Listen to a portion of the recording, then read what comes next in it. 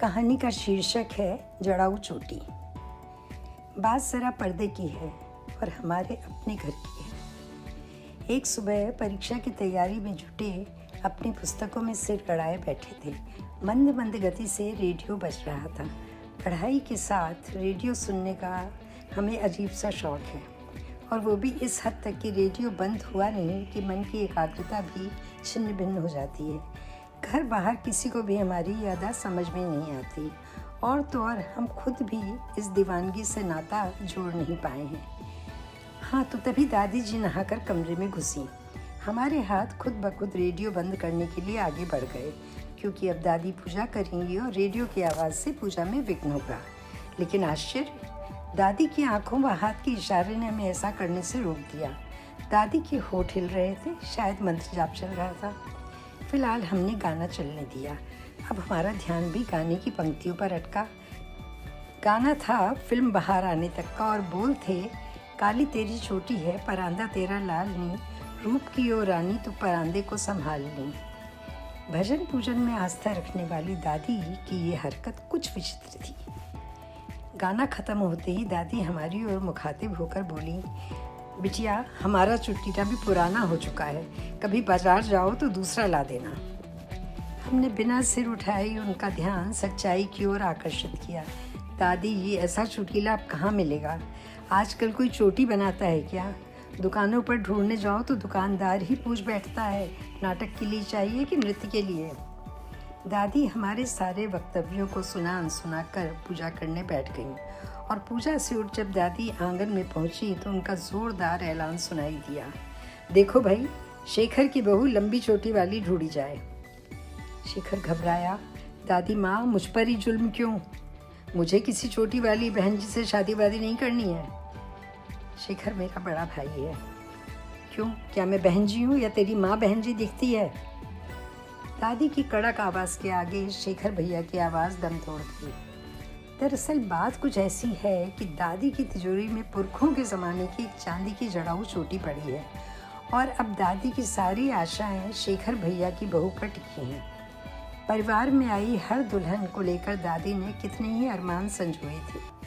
हर बार चांदी की चोटी पर पानी फिरवाया था, परंतु आने वाली दुल्हनों के हवा में उड़ते बित्ते भर बाल दादी के सपनों को चकनाचूर करते रहे, और तिजोरी में पड़ी जड़ाऊ चोटी अस्वीकृत कन्या की भांति अभी तक आस लगाए बैठी है।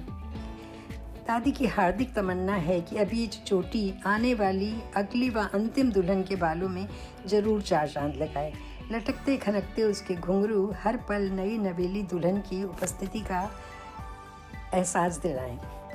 अब तक जो बहुएं घर में आई थी, दादी के हिसाब से वो सब की सब परकटी थीं, दुल्हन के रूप से बिल्कुल अलग थलग। वैसे तो कहते हैं परकटा पंछी उड़ान भरने के काबिल नहीं रह जाता है, लेकिन दादी के विचार में कंधे तक लटके बालों के साथ ये परकटी बहुएं जरा ज़्यादा ही उड़ रही थी। खैर, दादी की बात माँ पिताजी के लिए पत्थर की लकीर से कम नहीं। अतः लहराती बलखाती चोटी वाली कन्या की खोज आरंभ हो गई। एक से एक सुंदर सुघड़ कन्याओं के प्रस्ताव आए, लेकिन हर बार कंधे तक उड़ते झूलते बित्ते भर के बाल मुँह चिढ़ा जाते। जैसे जैसे लक्ष्य में नाकामयाबी मिलती गई, इरादा बल पकड़ता गया। अब तो ये सम्मान बिंदु बनने लगा। हालांकि दिल ही दिल में हर व्यक्ति समझ रहा था, बीत गया वो ज़माना जब नागिन से लहराती बलखाती चोटी को देख लोग दिल थाम लिया करते थे। कवि और शायरों की कल्पनाएं कुलांचे भरने लगती थीं। इसके वर्णन में पन्ने पर पन्ने भर जाया करते थे। इतिहास साक्षी है, मुगल काल में तो इन लंबी चोटियों के कारण चुटीलों का बाजार भी गर्म हुआ करता था।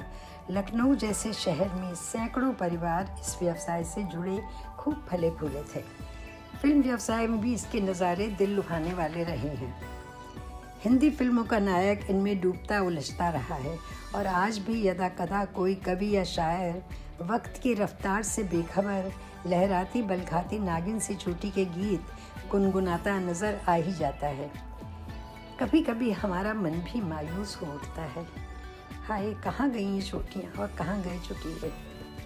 चुटीला ढूंढने बाजार ना पाइए, गिनी चुनी इक्का दुक्का दुकानों पर धूल से लिपटा अपनी पतन की कहानी कहता कोने में दुबका पड़ा होगा। सच, हर दिशा में कटे बालों वाली ललनाएं देख चोटी और चुटेली की हसरत तो दिलों के गर्भगृह में ही दफन हो जाएगी। हमारा मन भी ऐसी ही हसरत के साथ हैरान परेशान हुआ जा रहा था। अब क्या होगा उस जड़ाऊ चोटी का, और क्या होगा मेरे सफल सुदर्शन आधुनिक भैया का। कौन समझाए दादी को कि चांदी की चोटी से सजने वाली बालाएं ईद का चांद हो चुकी हैं। वैसे दादी को दोष देना भी उचित नहीं है। एक लंबा अरसा गुजारा है उन्होंने लखनऊ में। नवाबों की ये नगरी न सिर्फ नज़ाकत व तहजीब के लिए जानी जाती थी, बल्कि यहाँ तो शामल केशों की खूबसूरती भी संस्कृति का अंग थी। जितने लंबे बाल उतनी ही शोभा। आज तो ये सब कागज़ कलम की बातें हैं। हकीकत में तो छोटी वाली विभूषित बहन जी की संज्ञा से और छोटे बालों वाली इतराती हैं ज़माने की हीरोइन बनकर।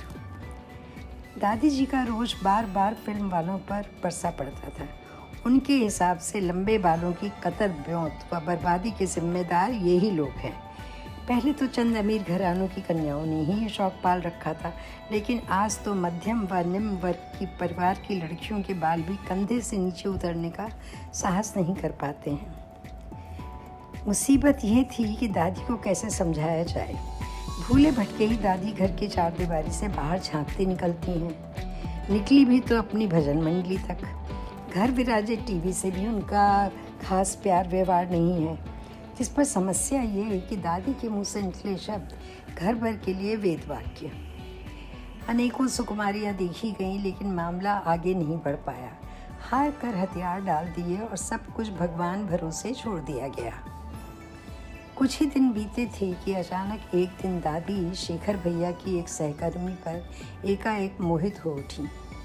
सीधे पल्ले की चौड़ी किनारदार साड़ी पहने सांवरी सलोनी सी लड़की, कमर से नीचे तक झूलती लहराती नागिन सी चोटी। विजातीय विवाहों की कट्टर विरोधी तथा शेखर भैया की हर महिला मित्र को मछली फंसाने वाला कांटा समझ घूर घूर कर देखने वाली दादी एकाएक उसे देख बड़े अपनेपन से मुस्कुरा उठी। बदले में उसने भी मुस्कुराकर दादी के पैर छू लिए। बस जाने कौन सा बेतार का तार जुड़ गया कि चंद मिनटों में ही दादी ने उसका नाम, गांव, पिता का पेशा व खानदान सबकी विस्तृत जानकारी हासिल कर ली और सांझ पिताजी आते ही आदेश दे दिया, सुजाता के घर वालों से शेखर के रिश्ते की बात करो। पिताजी चौंके, भैया चकराए, माँ असहज हुई। ऐसा कैसे हो सकता है? उत्तर में दादी ने सिर्फ इतना ही कहा, जैसे हर नई बात होती है। और फिर अनुशासन प्रिय व आज्ञाकारी परिवार ने सुजाता के घर का रास्ता खोज लिया। लड़की वालों को कोई आपत्ति नहीं थी। ईश्वर की कृपा से नामी घराना है हमारा। सुजाता भाभी बड़ी ही सलीकेदार और आदर्श बहू साबित हुई। किसी ने उन्हें साड़ी के अतिरिक्त दूसरे लिबास में नहीं देखा। दादी की पसंद से माँ पिताजी भी प्रसन्न थे और शेखर भैया तो फूले नहीं समा रहे थे। उन्हें जो असंभव लगता था वो संभव हो चुका था। निश्चयी भाभी ज़माने से कुछ अलग थी। होली का त्यौहार आया तो बड़ी सूझबूझ के साथ दादी ने अपनी लाडली बहू को अपनी खुली उदारता का परिचय दे डाला। बहू, कल होली खेली जाएगी। तुम्हारी पहली होली है। तुम्हारे ननंद देवर तुम्हें रंग लगाए बिना छोड़ेंगे नहीं। अगर साड़ी में तुम्हें अड़चन लगे तो बेटा सलवार सूट भी पहन सकती हो। यहाँ किसी को एतराज़ नहीं होगा। भाभी को संभवतः इन्हीं शब्दों का इंतजार था। दूसरे दिन सलवार कमीज पहन भाभी होली के मैदान में उतर आईं। लेकिन गजब हो गया, नितंबों तक लहराती चोटी को रातों रात कौन ग्रस गया। बाल कंधे तक ऐसे सिकुड़ गए मानो सलवार सूट से शर्मा रहे हों। भाभी के बाल कैसे कट गए? अचरज भरी निगाहों से सब एक दूसरे का मुंह ताक रहे थे और रह रहकर सबकी नज़र दादी की नज़रों से मिल रही थी।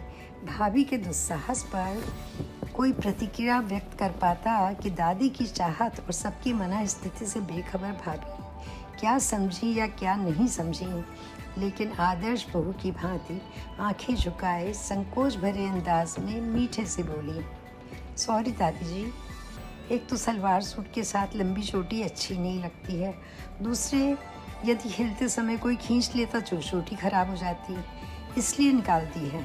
साड़ी पहनूंगी तो ज़रूर लगा लूँ। इसके बाद क्या हुआ फिर कभी सुनाएंगे। हाँ, इतना बता दें कि उस दिन के बाद जब कभी भी घर में इस गाने के शब्द गूंजते तो दादी की भी कड़कती आवाज़ सुनाई देती है, कौन सुन रहा है इस वाहियात गाने को, और तुरंत रेडियो बंद कर दिया जाता है। दादी की आज्ञा से बेचारी जड़ाऊ छोटी वापस तिजोरी की चार दीवारी में कैद हो गई है।